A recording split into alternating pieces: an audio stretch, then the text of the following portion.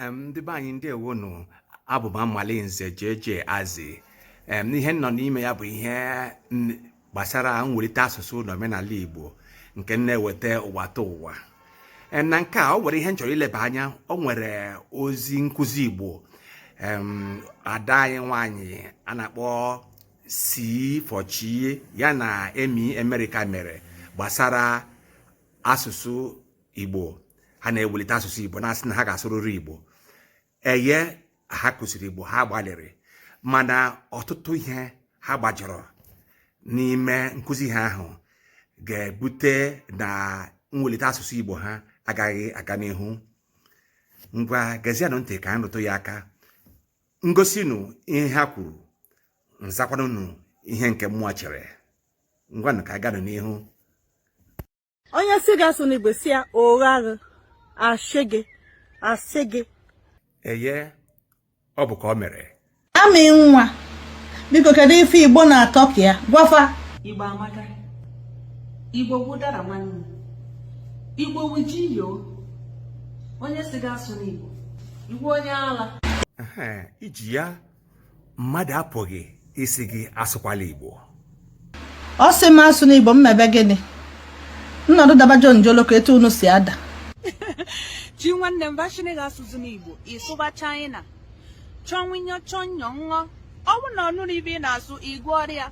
Onye oyibo kwakọrọ na ba gbomgbo tinti gbomgbo. Kwakọrọ na ba gbomgbo tinti gbomgbo. Ịgụcha nke ahụ ọwụ na ọnụrụ ya ichenji voice ma na oshi n'onu gị. Iwere onu si n'Indian. Ammy Amerịka, egwu nke gị atọ ya. Mana kedụzi nke bụ chenji olu gị? Gịnị mere esi gị tụgharịa olu gị? Chetakwa na okwu Igbo kunu na-akụzi.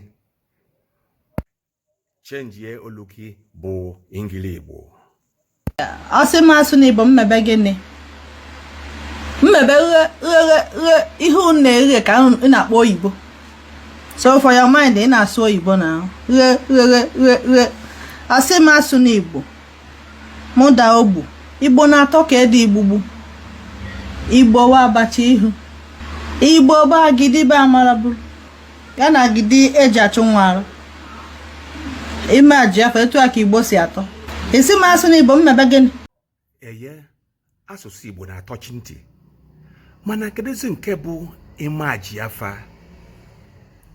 Ọ bụ ụmụ kịrịkịrị ngili Igbo a unu na-asụ bụ ihe na-emebi asụsụ Igbo. Ọ bụrụ na ị dị njikere ịkụzi Igbo ma ọ bụ ịkọjọ ndị na-amaghị asụta Igbo nke ọma, ị kwesịrị ihe asaa n'anya wee hụ na Igbo ị na-asụ ga-abụ Igbo akụghị mmiri. Ọ bụ ụmụ nsogbu ahụ dị na ngili Igbo bụ ihe njiri wee mepụta ihe onyonyo nke a, maka ọ karịrị akarị na ihe mwepụta gị. Ọ bụrụ na ị na-asụ ngili Igbo etu anyị si asụ, ụdị ahụ ga-abụ nkụgọ, ọ bụghịzi nkuzi. Ma ị gbalịkwara n'iwepụta ihe onyonyo gị a, ọ bụ obere ihe ka nna rụtara gị aka. Birikwa ka anyị na-agakwa n'ihu, ọ ka fọrọ. Asụ n'Igbo onye nwa ka ndị Igbo ji abụ fakpasịa nkata, fakpasịa ife a ga-eme. Ndị Hausa na-ege, ndị Yoruba na-ege. Onye ọbụla na-aghọta mitin ọbụla ndị Igbo mee. Mana ndị Hausa mee mitin ọ na-aghọta ya maka fada asụ oyibo. Mana ndị Igbo mee mitin kpaa nkata, bifo emesịa ya ejego gbachie ya because a na-anụ ife unu na-ekwu. Ọ sị m asụ n'Igbo. Igbo na-atọ gwogwo nsọ. Isi m asụ n'Igbo ka gịnị mebezi? Ịnụnụ ha ebe a na-asị eji Igbo agwa ya onye ọcha. Ọkwa ihe i kwuru ebe a bụ eziokwu, maka na ndị Igbo enweghị ike ịgba izu ka ndị ọzọ ghara anụla ya, maka na ha na-asụ Bekee karịa. Ma gị onwe gị gekwa ntị, ihe ị kpọrọ mitin bụ nzukọ. Anyị nwere aha dum n'Igbo. Ihe ime ama mitin bụ ngili Igbo. Mitin bụ nzukọ, gị onwe gị mara nke ahụ. Ya bụ na anyị na-asụ Igbo ka anyị chee ya eche. Ị makwa ife bụ Igbo? Ị marọ? Igbo na-atọ ka ji nwannu. Potatoes. Sweet potatoes. Ji nwannu. Ọ ife ọ na-atọ ka. Ka m bịakwa o. C for chi. Biko, kpọọkana ihe ahụ ị kpọrọ ọzọ. Kpọọkana ya ọzọ. Potatoes. Sweet potatoes. Ji nwannu. Isi na ọ bụ potatoes. Fone nke gị akarịkwala. Biko, ị ga-eji nwayọọ ka ndị a chọrọ ịsụ Igbo nwee mmasị ịsụ Igbo. Maka na iweliri ụdị a isi akpọ ya ka ị chọrọ ka ị kpọọ ya ka ndị ọcha. A ga-asịsị ọ gbaziri ụlọ ịsụ Igbo ebe gụa na-asụ etu a ị chọọ ka ha sụba Igbo. Biko nne si fọchi ị na-agbalị ma biko welata olu gị. Ọ dị mmakwa, ana m ekele gị ka esi kọwaa. Ya bụ na esi n'aka gị mụta na aha potato bụkwazi ji nwannu. Sọsọ ihe njirimara ya mbụ bụ nduku potatoes. Ịhụla na ụtọ asụsụ Igbo a na-agbagotela. Potato bụ nduku ma ọ bụ ji nwannu. Ndewo. Igbo rọrọ arọ ka akamụ ụtụtụ akamụ. Ị na-aṅụ akamụ with fried plantain. Plantain eghere eghe. Etu ka Igbo si atọ. Kpọkịrịkpọ. Legodo anya si fọchi. Kedu nke bụzi ị na-aṅụ akamụ with fried plantain? Na nkwụsị ahịrịokwu a, ị ga-asị ị were akamụ na-aṅụ jioko eghere eghe. Ị were akamụ na-aṅụ jioko eghere eghe. Ọ bụghị ị were na-aṅụ akamụ with plantain. Mbanụ, nke ahụ bụ ngili Igbo. Biko ndị ọzọ na-ege ntị ka m na-agwa ada anyị nwaanyị si ọchị nakwa Ammy Amerịka. Ana m agwakwa Igbo niile biko ka anyị kpachara anya ka anyị si asụ asụsụ Igbo n'ụdị na-abụghị ya. Nne gị ya. Ịkpọ m na-asụrụ mgbe na awala na-agba enwere oke. So next time mmadụ si ga-asụ n'Igbo si ya esi m asụ n'Igbo mmebe gịnị nkwebe n'isi ka ngwere. Werekwa nwayọọ nne. Butuo obi. Ọ bụzikwa n'ubi onye a bịara ka a na-akọ. Ikwuru so next time. Mbanụ nne, fene gị nke a karịala ka ọ bụ na iji bekee akụzi Igbo. Ọzọkwa matakwa na ndị ahụ ị na-achọ ka ha nụba Igbo, ha nụchaa mbọ ị na-agba ka ị wee sụọ ka nwa bekee, iche na ha ga-ege gị ntị n'ịsụ Igbo. Biko ka anyị mee sụọ ụdị ndị anyị na-akụziri ga-eṅụ mmiri. Ọzọkwa mara m na iji ezigbo obi wee kwado iwepụta ihe gbasara mwelite asụsụ Igbo. Mana ọ dị ka ịbịaziri daba webe ike ọgwụgwụ wee bịa bidozie daba mba. Oyibo ga-adadanụ ka oyibo n'ụnụ.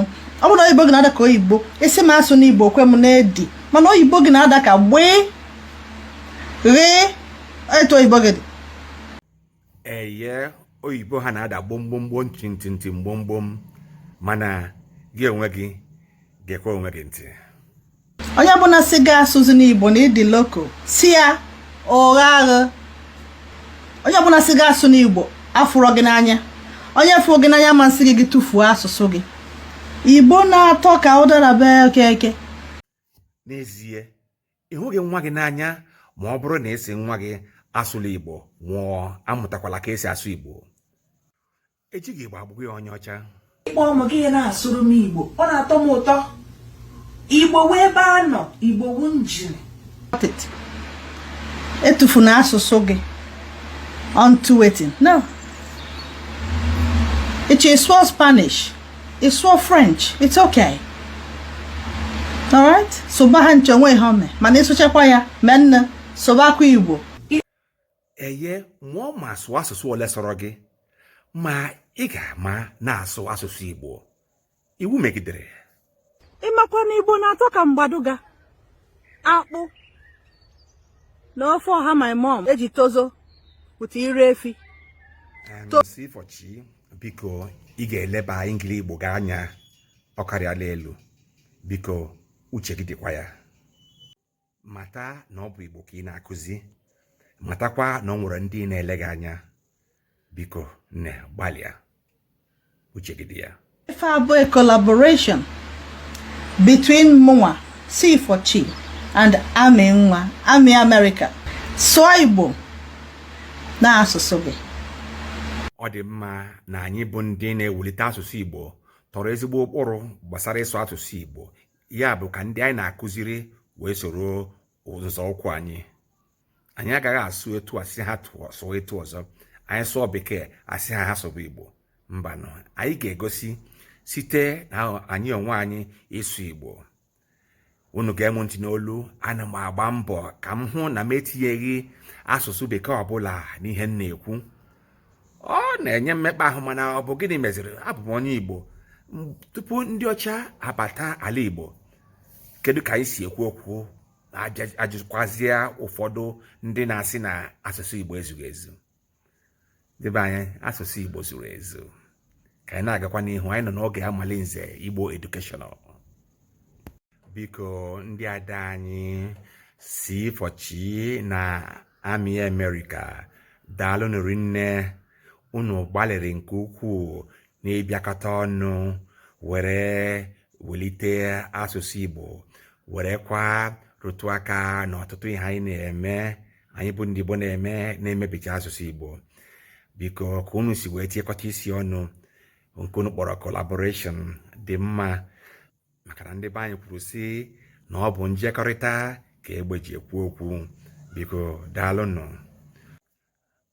Achọrọ m ka unu ghọtakwuazi na mụ onwe m na-anabatakwa ntụziaka maka na ndị be anyị sịrị na ejighị amasịala m ụzọ eje ọsụ. Ka ịma nke a ịma nke ọzọ. Daalụnụ. Eji m n'aka na unu mụtara ọtụtụ ihe na ihe nleba anya nke a mere ugbu a bụ inyocha ihe mma ndị ọzọ dere ka e were nabata ya na ihe ọmụmụ nke a na-akpọ peer review na asụsụ Bekee.